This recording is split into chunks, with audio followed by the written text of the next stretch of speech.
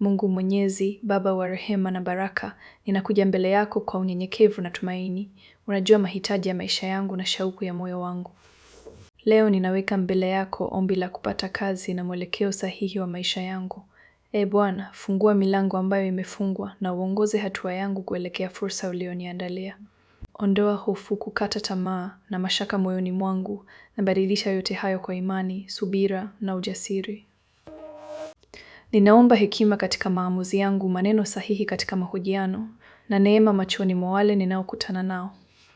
Bariki juhudi za mikono yangu na uipe kazi yangu maana na heshima. Ewe Mungu wa wakati mwafaka, nifundishe kungoja bila kukata tamaa na kuamini kwamba wewe hutenda kwa wakati ulio kamili. Ninapoendelea kutafuta kazi, uwe nuru katika njia yangu. Ninakushukuru mapema kwa majibu yako, kwa sababu ninajua hauwaachi wanaokutumaini. Ninakabidhi maisha yangu, mipango yangu na siku zangu zijazo mikononi mwako. Kwa jina lako takatifu, ninaomba kwa imani na shukrani. Amen.